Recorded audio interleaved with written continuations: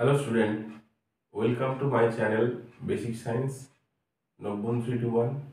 আজকে যে বিষয়ে তোমাদের সঙ্গে আলোচনা করব WBTA 2024 এর SC 54 এর কেমিস্ট্রি কোশ্চেন পেপার। ওকে, 3 নম্বরের বড় কোশ্চেনগুলো দেখো। আমরা ABT এর প্রায় 12খানা সেট আমরা ডিসকাস করেছি, ফুললি ডিসকাস করেছি। তো আমরা WBT এর কোশ্চেন পেপারের হয়তো 5টা কি 6টা পেপার ডিসকাস করবো, এটুকু আমাদের সময় বেঁচে আছে। আর কাউন্সিলের কোশ্চেন পেপার একটা ডিসকাস হয়েছে, আরও দুটো। টোটাল আমরা ABT এর টোটাল 15 কোশ্চেন পেপার, WBT এর 5টা কোশ্চেন পেপার, আর মানে HS কাউন্সিলের 3টে, যেটা রায় মার্টিনের প্রশ্নচিত্রতে আছে, এই 3টে টোটাল 23টা কি 24টা কোশ্চেন পেপার আমরা পরীক্ষার আগে ডিসকাস করে নেব। ওকে, আর সালের কোশ্চেনগুলো তো আছেই, সবগুলো সালের কোশ্চেন আমরা ডিসকাস করেছি। তো আজকে দেখো আমরা SC 54 এর আমরা 3 নম্বরের বড় কোশ্চেনগুলো আলোচনা করি। ফার্স্ট দেখো বলে দিয়েছে একটি ধ্রুবীয় ও একটি অধ্রুবীয় ক্লাসের উদাহরণ দাও। তা ধ্রুবীয় মানে ক্লাসটা গঠন করেছে ধ্রুবীয় অণু দিয়ে, অধ্রুবীয় মানে ক্লাসটা গঠিত হয়েছে অধ্রুবীয় অণু দিয়ে। তাহলে ধ্রুবীয় অণু দিয়ে যেটা হবে সেটা কি হবে বলো? ধ্রুবীয় ক্লাস কি হবে এটা? যেমন দেখো, অ্যামোনিয়ার ক্লাস হতে পারে। ওকে, H2 এর ক্লাস হতে পারে। এগুলো কি হয় বলো? ধ্রুবীয় ক্লাসের উদাহরণ হবে। অধ্রুবীয় হলে কি হবে? অধ্রুবীয় ক্লাস যেমন বলছে দেখো, হিলিয়ামের ক্লাস, নিয়নের ক্লাস, O2 এর ক্লাস, H2 এর ক্লাস, এগুলো হতে পারে। এই অধ্রুবীয় অণুগুলোর ক্লাস যা হবে সেটাকে আমরা বলছি অধ্রুবীয় ক্লাস, আর ধ্রুবীয় অণু দ্বারা আবৃত ক্লাসগুলোকে আমরা বলছি ধ্রুবীয় ক্লাস বলছি। তো আমরা পরের প্রশ্নতে চলে যাই। দেখো, এতগুলো কোশ্চেন পেপার ডিসকাস হয়েছে মানে আমাদের কোশ্চেন কিন্তু প্রায় সব কমন কোশ্চেন চলে আসছে। অর্গানিকের পার্টটা তো বিশেষ করে এই পেপারেও প্রায় সব কমন। ফিজিক্যাল পার্টটাতে কিছু কোশ্চেন আছে সেগুলো আনকমন। যেমন এটা কোশ্চেনটা দেখো, কোশ্চেন নাম্বার 2, এটা একটু আনকমন কোশ্চেন ছিল, তো এটা আমরা ডিসকাস করি। তাহলে একটি আয়নীয় যৌগে অ্যানায়নগুলি কিউবিক ঘন সন্নিবেশ গঠন করে এবং ক্যাটায়নগুলি চতুস্থলকীয় অর্থগুলির 1/3 পূরণ করে। যৌগটি স্থূল সংকেত কত? ধরি এটা হবে, দেখো, ধরি কিউবিক ঘন সন্নিবেশে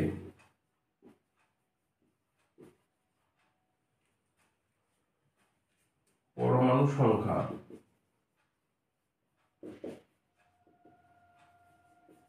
কত বলো? n।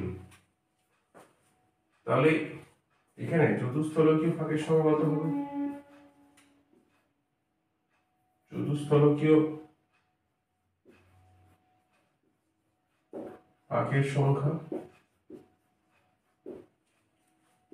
চতুস্থলকীয় ফাঁকের সংখ্যা হবে 2n। তাহলে আমরা লিখতে পারি n minus is equal to small n, m plus is equal to 2n into 1/3। তাহলে অনুপাত কত হবে বলো? অনুপাত n এর সংখ্যা বাই m এর সংখ্যা বাই সংখ্যাটা, তাহলে n বাই 2n/3 বা 3:2। ওকে, তাহলে যৌগটির স্থূল সংকেত কত হবে? তাহলে আমরা লিখছি এখানে যৌগটির স্থূল সংকেত হবে যৌগটির স্থূল সংকেত হবে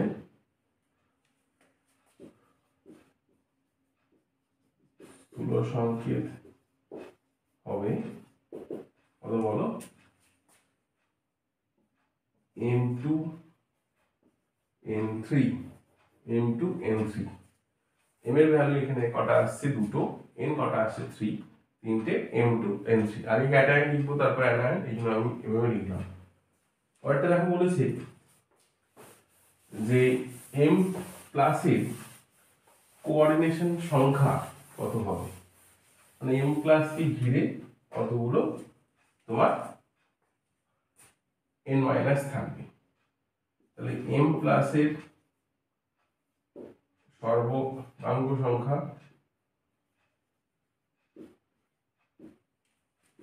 সংখ্যা হবে কত বলো, 3 প্লাস 6 প্লাস 3, মানে কত হচ্ছে বলো 12টি। কেন 3 লিখলাম, দেখো নিজের লেয়ারে কটা থাকবে বলো, 6টা থাকবে। ওকে, নিজের লেয়ারে কটা থাকবে, 6টা। এবার এই উপরের লেয়ারে কটা থাকবে, 3টে। নিচের লেয়ারে কটা থাকবে বলো, একই রকম হবে 3টে। টোটাল সর্বাঙ্ক সংখ্যা কত হবে বলো, 12টি। দেখো আমরা শর্ট ভিডিওর মাধ্যমে 1D এর সর্বাঙ্ক সংখ্যা, 2 ডাইমেনশনাল অ্যারেঞ্জমেন্টের সর্বাঙ্ক সংখ্যা, হ্যাঁ 3 ডাইমেনশনালটা হয়, ওটা অবশ্যই মডেল বানিয়ে আমি করাবো, সেটা আমি তোমাদের দেখিয়েছি, আর লাইট আর বলের মাধ্যমে আমি দেখিয়েছি, সেটা তোমার একটু শর্ট ভিডিওতে আছে, প্লে লিস্টে গিয়ে দেখে নিও। তো সেখানে এখানে টোটাল কটা হচ্ছে বলো, 12টি হচ্ছে। তাহলে m প্লাসের সর্বকখন সংখ্যা কত হচ্ছে, 12। আমরা পরের কোশ্চেনে চলে যাই।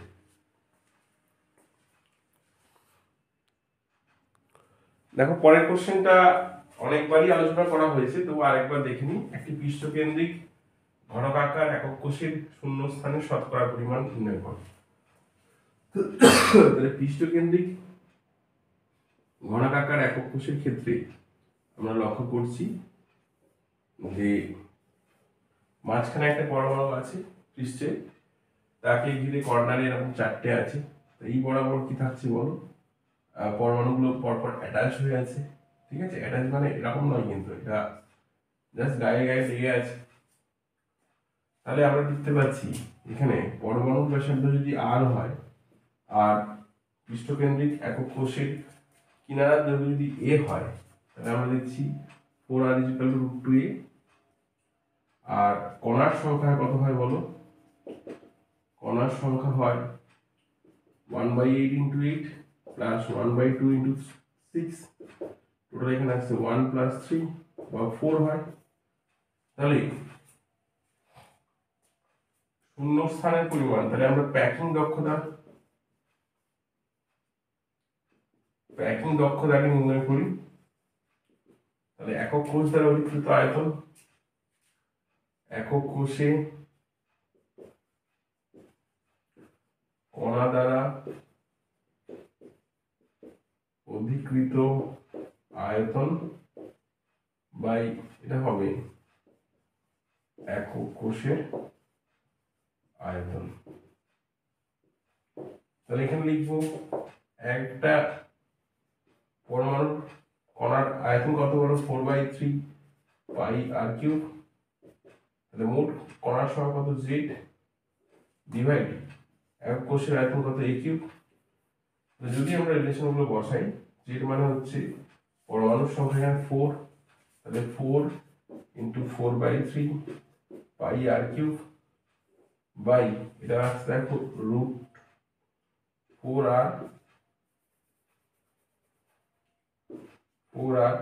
বাই √2 এর হোল কিউব। এটা ক্যালকুলেশন করলে আমাদের এখানে দাঁড়াবে এটা 0.74। তাহলে প্যাকিং দক্ষতা মানে কণা দ্বারা অধিকৃত আয়তন কত অংশ, তাহলে এখানে বলছে শূন্য স্থানের পরিমাণ কত হবে, শূন্য স্থানের পরিমাণ হবে 1 মাইনাস 0.74, এখানে আসছে 6 0.26 এত। এবার শতকরা যদি বলে, শতকরা পরিমাণ তাহলে কত আসছে, শতকরা পরিমাণ কত আসছে বলো, 0.26 ইন্টু 100 বা 26%। ওকে, তাহলে এখানে সলিড স্টেট থেকে যে কোশ্চেনগুলো এসেছিল আমরা ডিসকাস করলাম। আমরা সলিউশন চ্যাপ্টারের পরের কোশ্চেনগুলো চলে যাই। দেখো পরের কোশ্চেন এটা দিয়েছিল, দুটি মৌল এ ও বি পরস্পরের সঙ্গে যুক্ত হয়ে Ab2 ও Ab4 আণবিক সংকেত বিশিষ্ট যৌগ গঠন করে। 1 গ্রাম Ab2 এবং 1 গ্রাম Ab4 প্রত্যেকটিতে পৃথকভাবে 20 গ্রাম বেঞ্জিন দ্রবীভূত করলে হিমাঙ্ক যথাক্রমে 2.3 এবং 1.3 কমে যায়। বেঞ্জিনের Kf 5.1 kelvin KG mole inverse হয়, তবে AB এর পারমাণবিক ভর কত? এই কোশ্চেনটা নতুন। ওকে, যতগুলো টেস্ট পেপার করা হয়েছে তার মধ্যে কিন্তু এই কোশ্চেনটা নেই, এই কোশ্চেনটা নতুন। তো আমরা দেখছি, মনে করি লিখবে হবে এ ও বি এর পারমাণবিক ওজন স্মল এ ও বি। Ab2 যৌগে আণবিক ওজন কত হবে বলো? এখানে দেখো A প্লাস 2B হবে। আবার Ab4 যৌগে আণবিক ওজন কত হবে বলো? A প্লাস 4B হবে।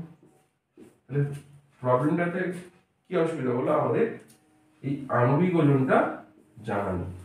যদি আণবিক ওজনটা আমরা ক্যালকুলেট করে নিতে পারি তাহলে কি পেয়ে যাব? A ও B এর আমরা ভ্যালু পেয়ে যাব। তাহলে আমরা আসলে কি প্রথমে Ab2 ও Ab4 এর আণবিক ওজন নির্ণয় করার চেষ্টা করি। তাহলে প্রথমে বলছে দেখো যে রাউল্টের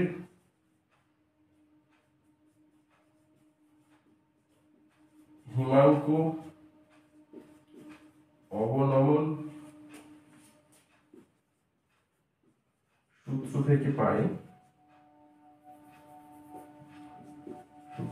পাই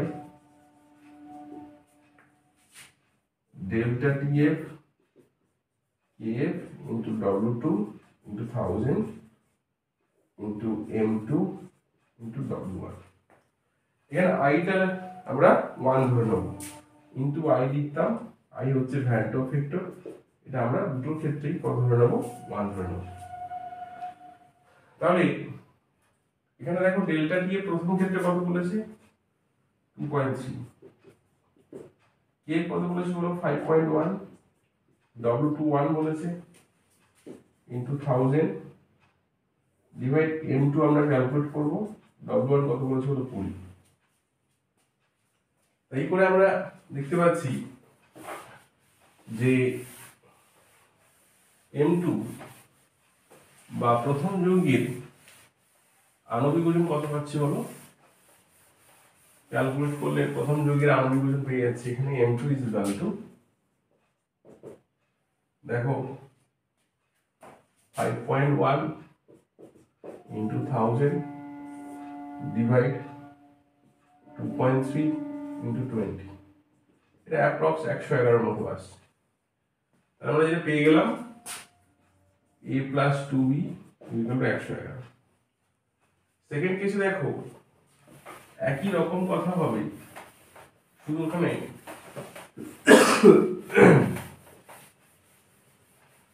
হিমাঙ্ক অবলম্বনের ক্ষেত্রে কত দেখবো।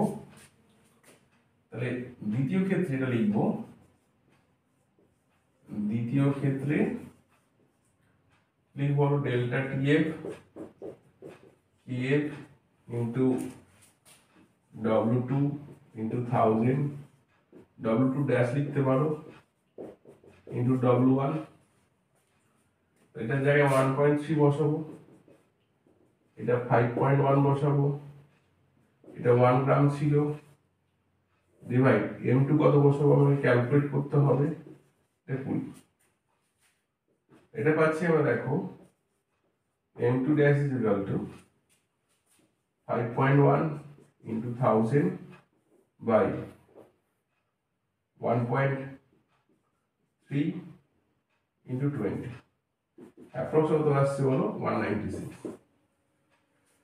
অ্যাপ্রক্স এখানে কত পেয়ে যাচ্ছি 196, সুতরাং আমরা লিখতে পাচ্ছি A plus 4B is equal to 196, okay.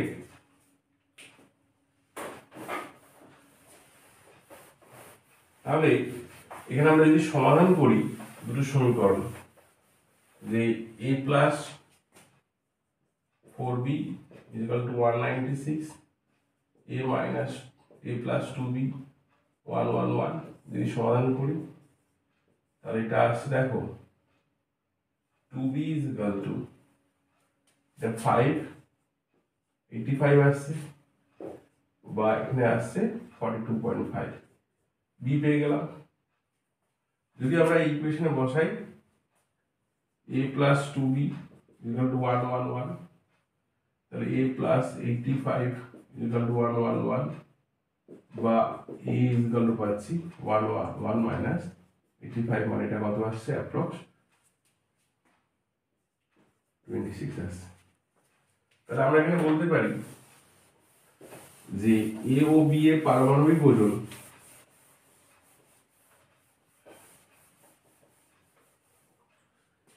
A O B এর পারমাণবিক ওজন কত পেলাম বলো, একটা পেলাম 26, A সমান পেলাম 26, আর B সমান কত পেলাম বলো 42.5। এটার বইতে যে অ্যান্সারটা দেওয়া আছে সেটা কিন্তু একটু মেলেনি, তোমরা একটু খেয়াল করো, হ্যাঁ আমার যদি ক্যালকুলেশনে কোথাও ভুল থাকে আমাকে জানি, ঠিক আছে। প্রসিডিউর এরকম হবে, যেহেতু এখানে ভ্যান্ট অফ ফ্যাক্টর আমরা 1 ধরে নিয়েছি, প্রসিডিউর এরকমই হবে। তো অ্যান্সারটা কিন্তু ওনারা যা দিয়েছেন এটা মেলেনি, সেটা দেখে আমাকে জানি। ওকে, আমরা পরের কোশ্চেনে যাচ্ছি। দেখো পরের কোশ্চেন দিয়েছে 25 ডিগ্রি সেন্টিগ্রেড তাপমাত্রায় নিম্নলিখিত কোষ বিক্রিয়ার ক্ষেত্রে ডেল্টা জি এর এবং সামগ্রকের মান নির্ণয় করো। এখানে বলেছে Fe2 plus plus Ce4 plus, এখান থেকে Fe3 plus plus Ce3 plus বলেছে।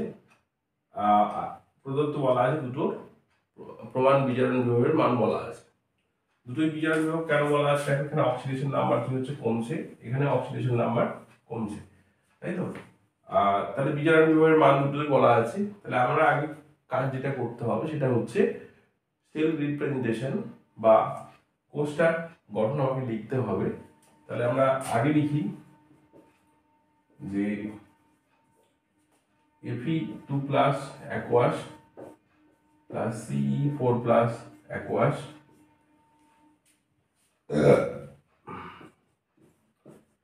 Fe3 plus aqueous plus Ce3 plus aqueous. তাহলে এখানে Fe2 প্লাস থেকে Fe3 প্লাস এটা অক্সিডেশন হয়েছে, এটা Ce4 প্লাস থেকে এটা রিডাকশন হয়েছে। একটা অর্ধকোষ বিক্রিয়া দেখো, একটা ইলেকট্রন, তাহলে ইলেকট্রন সংখ্যা কত লেগেছে বলো একটা। তাহলে আমরা সেল রিপ্রেজেন্টেশন বা কোষের প্রকাশ যদি আমরা লিখি, কোষের প্রকাশ যদি লিখি তাহলে আমরা শর্ট ব্রিজ আঁকবো। এইটা লিখবো অ্যানোড, এটা লিখবো ক্যাথোড। তাহলে অ্যানোডে কোনটা ঘটেছে বলো oxidation, Fe2 plus slash Fe3 plus লিখবো। ক্যাথোডে লিখেছে রিডাকশন।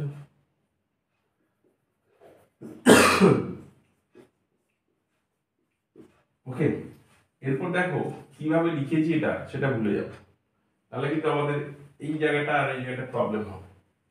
আমরা লিখেছি এখানে Fe2 প্লাসটা অ্যানোডে আছে, এটা ক্যাথোডে আছে।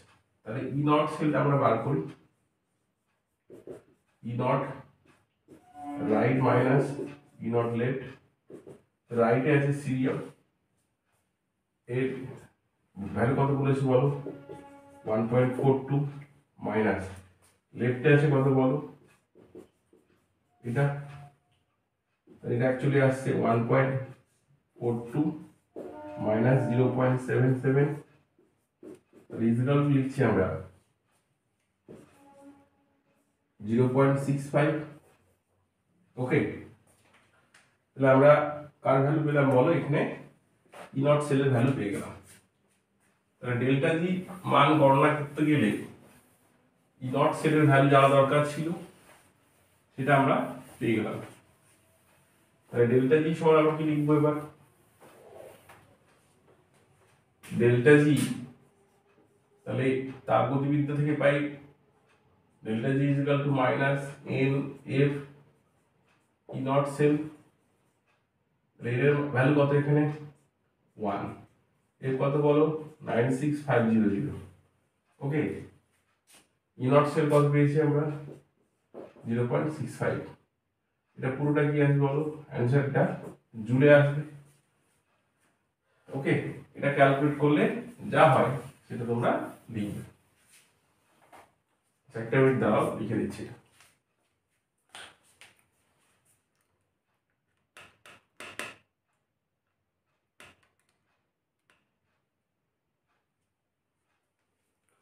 দেখো মাইনাস 62725 জুল আসছে, বা যদি আমরা এটা লিখি মাইনাস 62.725 কিলো জুল আসবে, কিলো জুল পার মোল সব। এবার বলছে সাম্য ধ্রুবকের মান গণনা করতে বলেছে। তাহলে সাম্য ধ্রুবক নির্ণয়ের ক্ষেত্রে আমরা এভাবে লিখবো, বিক্রিয়াটি সাম্যাবস্থায় উপনীত হলে, এটা কিন্তু কোশ্চেন, ওকে, বিক্রিয়াটি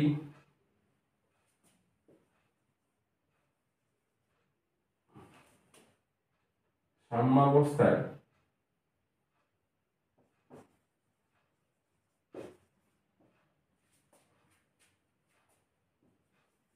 উপনীত হলে লিখবো আমরা E not cell is equal to 0.0591 by n log 10 base k equilibrium।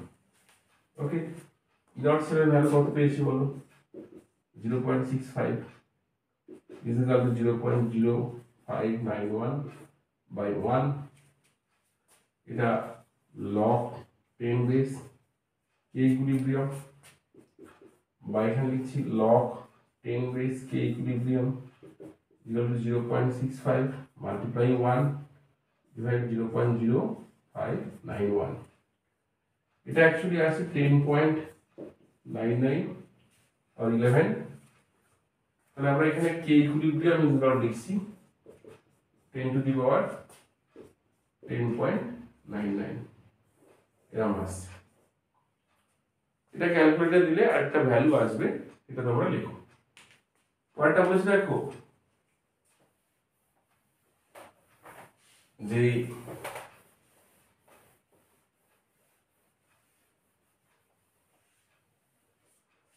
0.01 molar KCl দ্রবণের মোলার পরিবাহিতা নির্ণয় করো। KCl এর আপেক্ষিক পরিবাহিতা 0.07 সিমেন্ট সেন্টিমিটার যদি হয়, তাহলে আমরা মোলার পরিবাহিতা সমান জানি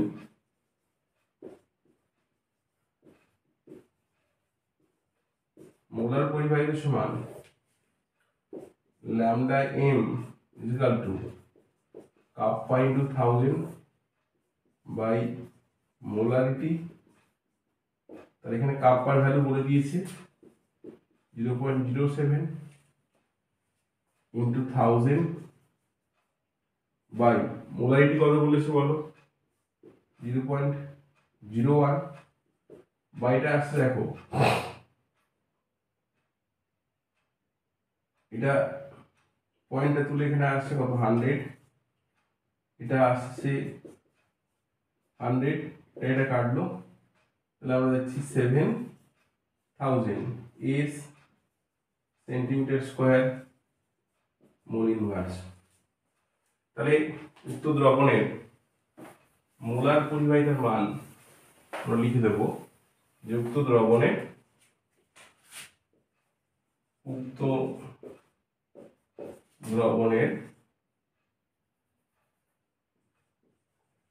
মোলার পরিবাহিতার মান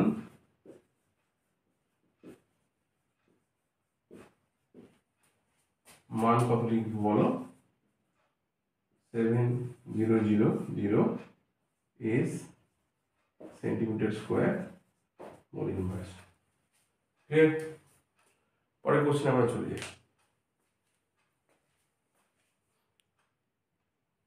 দেখো পরের কোশ্চেন দিয়েছে লোহার নিষ্কাশনে একটি ক্ষারীয় বিগালক লাগে কিন্তু কপারের ক্ষেত্রে একটি আম্লিক বিগালক লাগে না, ব্যাখ্যা করো। তাহলে আমরা অ্যান্সারটা এইভাবে দেখে নেব, লোহার নিষ্কাশনে অপদ্রব্য রূপে সিলিকা থাকে যা আম্লিক প্রকৃতির হয়, তাই চুন ক্ষারীয় বিগালক হিসেবে কাজ করে। এবার কপার নিষ্কাশনে অপদ্রব্য বা খনিজ লবণ রূপে এফিও থাকে, ফেরাস অক্সাইড থাকে যা ক্ষারীয় প্রকৃতির, তাই সিলিকা আম্লিক বিগালক হিসেবে কাজ করে। তাহলে আমরা খনিজ লবণ কেমন প্রকৃতির তার উপর নির্ভর করে আমরা বিগালক কেমন ব্যবহার করবো সেটা আমাদের নির্ণয় করতে হয়। যদি খনিজ লবণ আম্লিক প্রকৃতির হয় তাহলে আমরা ক্ষারীয় বিগালক ব্যবহার করব, যদি খনিজ লবণ ক্ষারীয় প্রকৃতির হয় তবে আমরা আম্লিক বিগালক আমরা ব্যবহার করব, উল্টোটা হয়। হ্যাঁ, যেমন খনিজ লবণ তার নেচারের উপর ডিপেন্ড করে আমরা দেখব বিগালকটা কেমন ইউজ করছি। ঠিক আছে, পরেরটা বলছি দেখো, জোন রিফাইনিং প্রক্রিয়ায় বিশুদ্ধ করা হয় এমন একটি ধাতুর নাম লেখো। জোন রিফাইনিং প্রক্রিয়ায় জার্মেনিয়াম, গ্যালিয়াম, ইন্ডিয়াম প্রভৃতি ধাতু বিশুদ্ধ করা হয়। ওকে, এই কোশ্চেনের অ্যান্সার হয়ে গেল, আমরা পরের কোশ্চেনে চলে যাচ্ছি।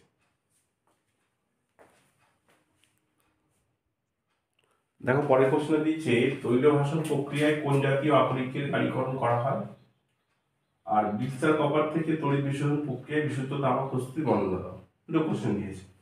ফার্স্ট দেখো এটা হবে তৈল ভাষণ পদ্ধতিতে মূলত সালফাইড আকরিক যেমন গ্যালেনা, কপার পাইরিটিস, জিংকব্লেন প্রভৃতি গাড়িকরণে ব্যবহৃত হয়। ওকে, নেক্সট কোশ্চেন দেখো বিক্ষিপ্ত তামা বা বিস্তার কপার থেকে তড়িৎ বিশ্বরণ প্রক্রিয়ায় তামা প্রস্তুতি বর্ণনা দাও। এখানে দুটো প্রক্রিয়া পদ্ধতিতে হয়, একটা তাপ বিশোধন আর একটা তড়িৎ বিশোধন। তাহলে আমরা তড়িৎ বিশোধন প্রক্রিয়াটা বর্ণনা করব। তড়িৎ বিশোধন প্রক্রিয়ায় লেডের আস্তরণযুক্ত একটি তড়িৎ বিশ্লেষণ পাত্রে সম্পন্ন করা হয়। এক্ষেত্রে তড়িৎ বিশ্লেষ্য হিসেবে লঘু H2SO4 5 to 10% দ্রবণ, মিশ্রিত কপার সালফেট দ্রবণে 15% অ্যানোড হিসেবে তাপ বিশোধনে প্রাপ্ত অশুদ্ধ কপারের মোটা পাত এবং ক্যাথোড হিসেবে বিশুদ্ধ কপারের পাতলা পাত ব্যবহার করা হয়। অ্যানোড বিক্রিয়া কি হয় এবং ক্যাথোড বিক্রিয়া কি হয় এটুকু তোমাকে লিখতে হবে। এভাবে আমরা বিস্তার কপার থেকে বিশুদ্ধ কপার প্রস্তুত করে থাকি। পরের কোশ্চেনে আমরা চলে যাই। পরের কোশ্চেনে দিয়েছে দেখো, এটাও নতুন কোশ্চেন। পাইরোলুসাইড আকরিক থেকে পটাশিয়াম পারম্যাঙ্গানেট প্রস্তুতির বিক্রিয়াগুলি শর্তসহ উল্লেখ করো। আর সেকেন্ড কোশ্চেন দিয়েছে নিম্নলিখিত যৌগগুলিকে ক্রমবর্ধমান ক্ষার ধর্ম অনুযায়ী সাজাও। তাহলে আমরা ফার্স্ট এটার কোশ্চেন আলোচনা করি যে পটাশিয়াম পারম্যাঙ্গানেট বা পাইরোলুসাইড থেকে বা MnO2 থেকে KMnO4 প্রস্তুতি দুটি ধাপের মাধ্যমে সম্পন্ন করা হয়। ফার্স্ট পটাশিয়াম ম্যাঙ্গানেটের রূপান্তর, তাই পাইরোলুসাইড শূন্যকে বায়ুর সংস্পর্শে কঠিন KOH অথবা KOH ও KNO3 সহযোগে বিগলিত করলে সবুজ বর্ণের পটাশিয়াম ম্যাঙ্গানেট উৎপন্ন হয়। তাহলে দুটো রাসায়নিক বিক্রিয়া তোমাকে এখানে উল্লেখ করতে হবে। পরে দেখো পটাশিয়াম ম্যাঙ্গানেট KMnO4 রূপান্তর, উপরের প্রক্রিয়ায় উৎপন্ন K2MnO4 কে কে জল দ্বারা নিষ্কাশিত করার পর রাসায়নিক পদ্ধতিতে কেমোনোফোরে রূপান্তরিত করা হয়। একটা রাসায়নিক বিক্রিয়া এখানে উল্লেখ করতে, অনেকগুলো আছে, যেটা সহজ সেটা তুমি করবে। ওকে, পরের কোশ্চেন আমরা চলে যাই।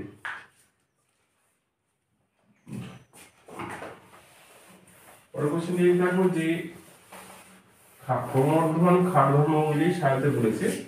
তাহলে এখানে ম্যাঙ্গানিজের প্রত্যেকটা আমরা জারণ সংখ্যা নির্ণয় করব। তাহলে MnO যৌগে ম্যাঙ্গানিজ আমি x ধরলাম, -2 = 0, x কত পেলাম বলো, +2 পেলাম। সেকেন্ডটা বলছে দেখো Mn2O7 2 × x plus = 0 বা x এখানে আসছে +7, তাহলে এটা +7 পেলাম। আরেকটা বলছে দেখো MnO2 x plus -2 × 2, x কত পেলাম বলো, +4, তাহলে এখানে +4 পেলাম।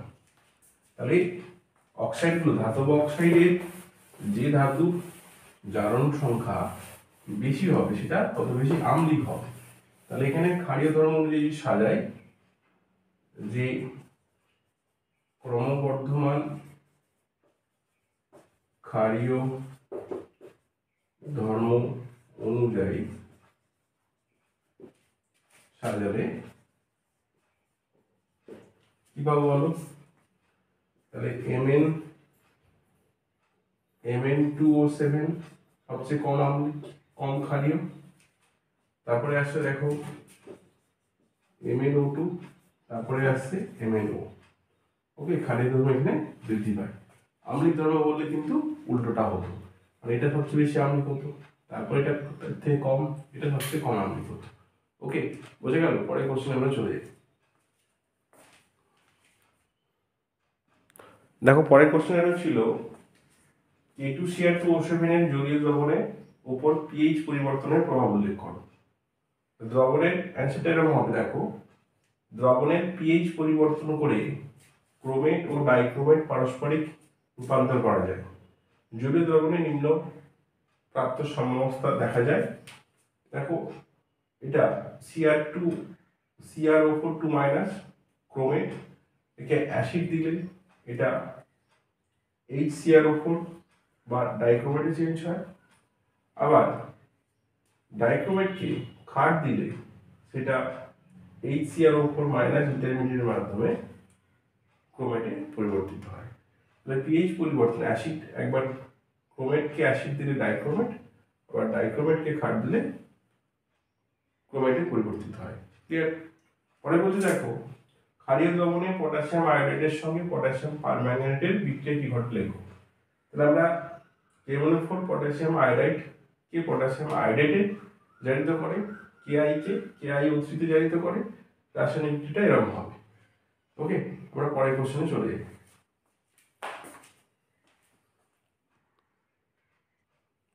পরের কোশ্চেনে দিয়েছে দেখো একটি প্রাইমারি হ্যালাইড প্রাপ্ত অ্যালকোহলীয় কেওএইচ এর সঙ্গে বিক্রিয়া করে বি যৌগ গঠন করে।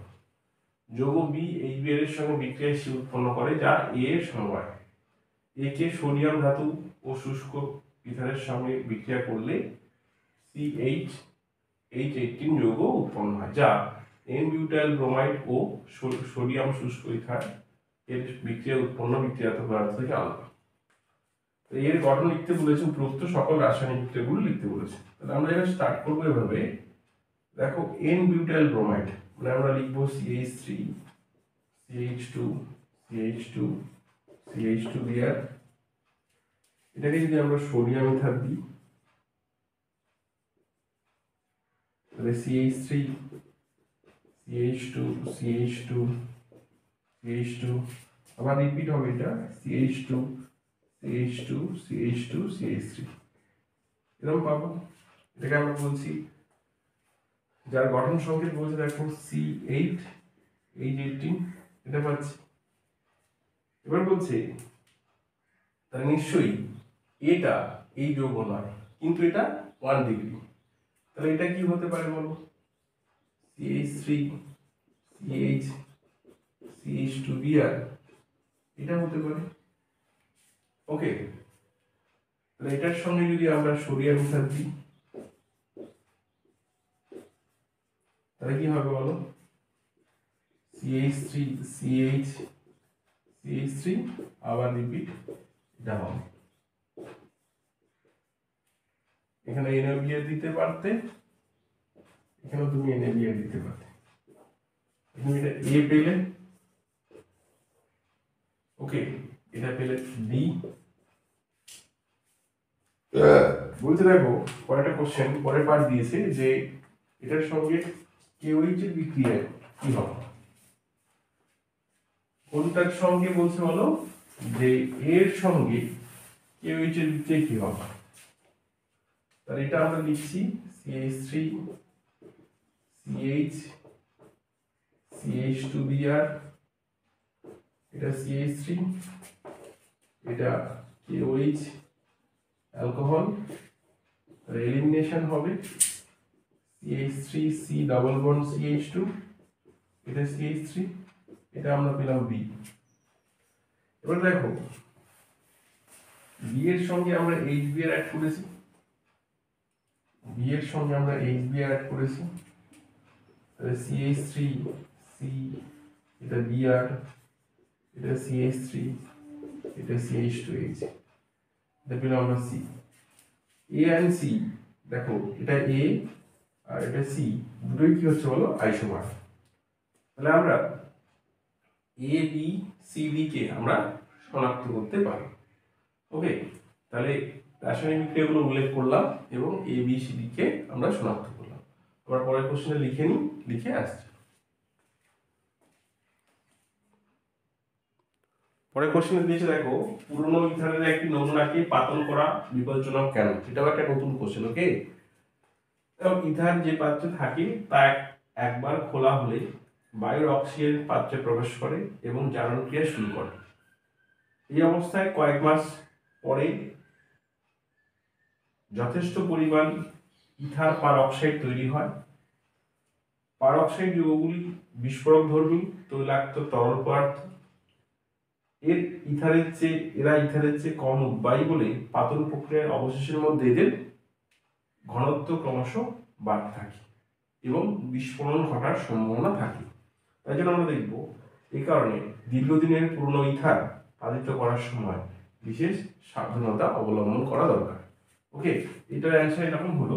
পরেরটা দিয়েছে দেখো, পার্থক্য নিরূপণ করতে বলেছে বিউটান 1 অল, আর এটা কি বলেছে বলো, বিউটান 2 অল। দুটোর আমরা স্ট্রাকচার রাখবো, একে আমরা কিন্তু এখানে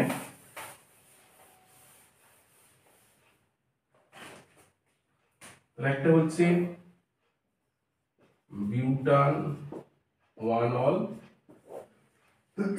or 1 butanol, আর একটা বিউটান 2 অল। দুটো আমরা স্ট্রাকচার রাখবো CH3 CH2 CH2C OH। এটা বিউটান 2 অল কি বলছি বলো, এটা OH, এটা H, এটা CH3। দেখো এই কম্পাউন্ডে আমরা কি দেখতে পাচ্ছি, এই গ্রুপ আমরা আগেও জেনেছি। এই গ্রুপ যদি প্রেজেন্ট থাকে তাহলে কোনো অ্যালকোহল কি হয় বলো, আয়োডোফর্ম রিঅ্যাকশনে ছাড়া দেবে। কিন্তু এখানে কি গ্রুপ দেখতে পাচ্ছি বলো, দেখতে পাচ্ছি না। তাহলে এখানে জৈব যৌগের সঙ্গে NaOH I2 যোগ করা হলো।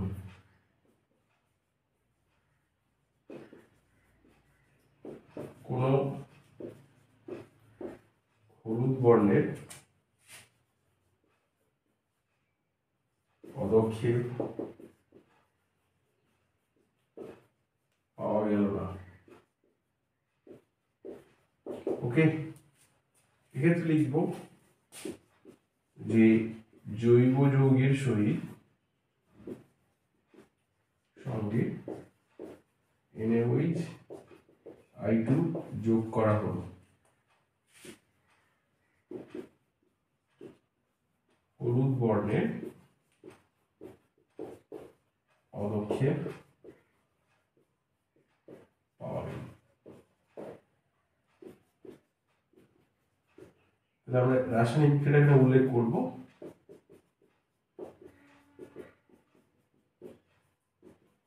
Plus NaOH I2 CH3 CH2 C double bond O minus Na plus হবে প্লাস CHI3 হবে।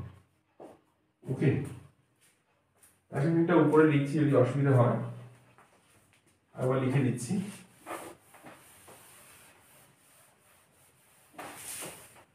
দেখো অ্যাট ফার্স্ট কি হবে, রিঅ্যাকশন মিডিয়ামে যে আয়োডিন আছে তার দ্বারা এটা অক্সিডাইজ হবে। অক্সিডাইজ হলে আমরা কি পাবো, কিটোমিথাইল গ্রুপ পেয়ে যাচ্ছে। দেখো CH3 CH2 C double bond CH3, এটাকে আমরা বলছি কিটোমিথাইল গ্রুপ। এই গ্রুপ উপস্থিত থাকলে আমরা জানি সাধারণত এটা আয়োডোফর্ম বিক্রিয়া সারা দেয়। এরপর আমরা লিখছি I2 NOH। এই CH3 জায়গায় কি লিখে দেবো বলো, O মাইনাস Na প্লাস, তাই লিখবো CH3 bond CH2 C double bond O minus Na plus plus CHI3। এই হচ্ছে রাসায়নিক বিক্রিয়া। ক্লিয়ার? আমরা পরের কোশ্চেনে চলে যাই।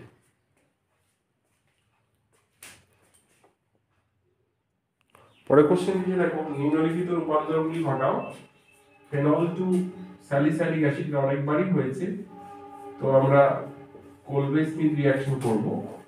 একে NOH carbon dioxide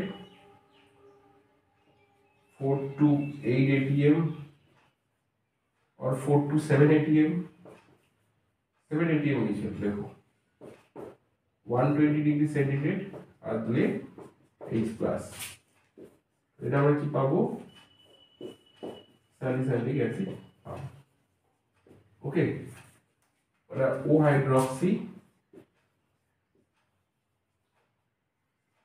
hydroxy benzoic acid. বুঝে গেল? দেখো benzyl alcohol to two phenyl ethanoic acid, তাহলে benzyl alcohol benzene ring CH2OH, এখানে PCl5 দেব। ওকে, আমাকে এখানে একটা কার্বন বানাতে হবে। ক্লিয়ার? তো PCl5 দেব, এটা CH2Cl হবে, এখানে KCl অ্যালকোহল CH2CN হবে।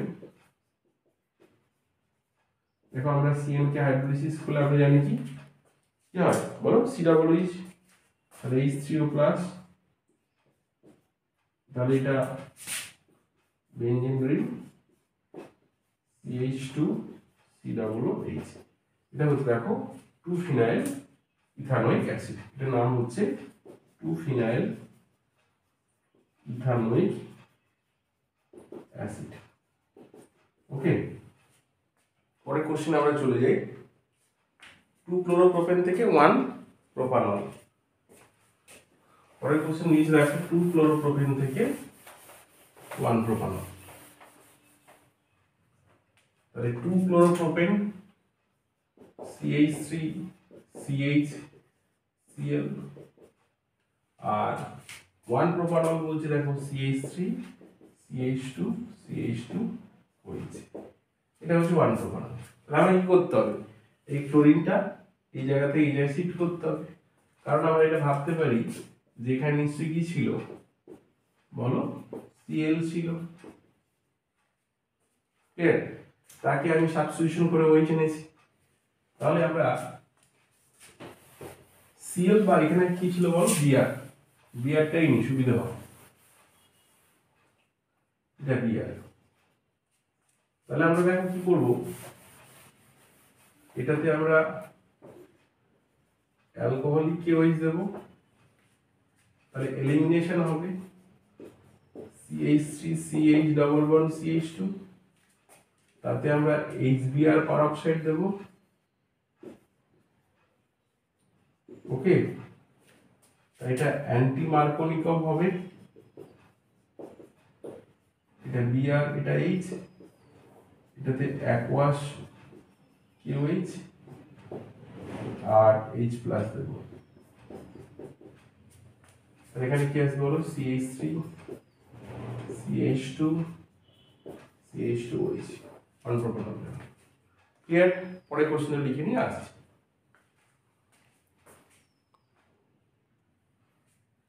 পরে কোশ্চেন দিয়েছে দেখো, C4H11N আণবিক আলোক সক্রিয় বলছে আলোক সক্রিয় অ্যামিনের গঠন সংকেত দেখো।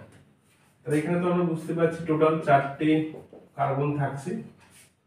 ওকে, তাহলে যদি আলোক সক্রিয় হয় এখানে H দেব, এখানে NH2 দেব, বাকিগুলো আমরা হাইড্রোজেন দিয়ে ফিল আপ করবো। এটা দেখো 4টে ডিফারেন্ট গ্রুপ আছে এটার সঙ্গে। এটা কি হয় বলো, কাইরাল সেন্টার হবে। তাহলে এটা আলোক সক্রিয়। তাহলে আমি হিসেব করে নিই কটা হাইড্রোজেন আছে বলো, এখানে 5টা, 7 4 11টা, কার্বন আছে 4টে, হাইড্রোজেন আছে 1টা। ক্লিয়ার? তাহলে এখানে হলো 2 অ্যামিনো প্রোপেন বিউটেন বা বিউট 2 amine, বিউটান 2 amine.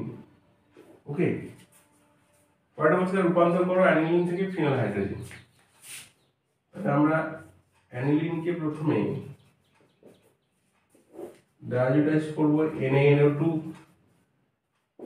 dilute HCl 0 to 5 degree centigrade, এটা হবে N2 plus Cl minus, একে Na2SO3 ট্রিটমেন্ট করব। ওকে, Na2SO3 বা SnHCl দিয়ে ট্রিটমেন্ট করতে পারি। তাহলে আমরা এটা কি পেয়ে যাবো বলো, আর NH বন্ড NH2, বা এটাকে আমরা SnHCl বা SnCl2 আর HCl দেব। এটা NH bond NH2 dot HCl হবে। এখানে একটা বেস ইউজ করবো NaOH। তাহলে এখানে আমরা কি পেয়ে যাবো, NH বন্ড NH2। ওকে, দেখো বেনজোইক অ্যাসিড থেকে নাইট্রোবেনজিন পরেরটা দিয়ে আমরা দুভাবে করতে পারি। এটা আমরা দুটো ভাবেই আমরা দেখে নেব যে বেনজিন থেকে আমরা নাইট্রোবেনজিন কিভাবে বানাবো। তাহলে বেনজোইক অ্যাসিড আগে ডিকার্বক্সিলেশন তারপর নাইট্রেশন করতে পারি। তাহলে NaOH CaO, এখানে বেনজিন পাবো প্লাস Na2CO3, তাকে আমরা নাইট্রেশন করতে পারি। এখানে concentrated HNO3, concentrated H2SO4, temperature 50 to 60 degree.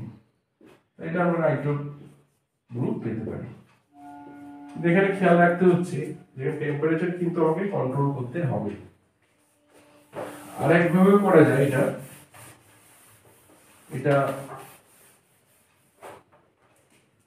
এটা দেখো অ্যামোনিয়া হিট দিলাম, তাহলে এটা অ্যামাইড পেলাম, C ডাবল বন্ড NH2, তাকে Br2KOH দিলাম, তাহলে অ্যামিন পেলাম বা অ্যানিলিন পেলাম, তাকে আমরা ট্রাইফ্লুরো পার অ্যাসিটিক অ্যাসিড দিলাম, আমরা পেয়ে গেলাম এটা নাইট্রোজেন। ক্লিয়ার হলো? আমরা পরের দুটো কোশ্চেন আছে শেষ করি। দেখো আমরা পরের কোশ্চেনে চলে যাচ্ছি। A ও B দুটি আইসোমেরিক যৌগ যাদের আণবিক সংকেত বলে দিয়েছে C2H5NO। A ও B কে পৃথকভাবে P2O5 সহজে উত্তপ্ত করলে একই যৌগ C উৎপন্ন হয়, যার আণবিক সংকেত C2H3N। C এর আণবিক আদ্র বিশ্লেষণে অ্যাসিটিক অ্যাসিড তৈরি হয়। ABC কে সমাপ্ত করো বিক্রিয়া লেখো। এটা C আদ্র বিশ্লেষণে কি তৈরি হয়, এটা C প্লাস H2 প্লাস, তাহলে আমরা এটা বুঝতে পারছি এটা COOH হচ্ছে অ্যাসিটিক অ্যাসিড, অ্যাসিটিক অ্যাসিড এটা তৈরি হচ্ছে। তাহলে আমরা ধরতে পারি সিতে নিশ্চয়ই কি ছিল বলো, এটা ছিল সায়ানাইড ছিল, তার আদ্য বিশ্লেষণটা পেয়েছি। এই যৌগটা কোথা থেকে পেলাম, বলছে এ ও বি কে পৃথকভাবে P2O5 সহযোগে উত্তপ্ত করলে এটা পাচ্ছি। তাহলে দেখো যদি আমরা অ্যামাইড নিই তাকে P2O5 দিই তাহলে এটা হতে পারে, এটা C111N হতে পারে, বা বলছে দেখো যদি আমরা এই কম্পাউন্ডটাও নিই CH3 CH ডবল বন্ড, এটা দেখো একেও আমরা যদি P2O5 দিই তাহলে আমরা কি পাবো, একই যৌগ আমরা কি পাবো, সায়ানাইড পাবো। তাহলে এটা হলো সি, সি হলো এটা, এটা হলো এ, এটা হলো বি।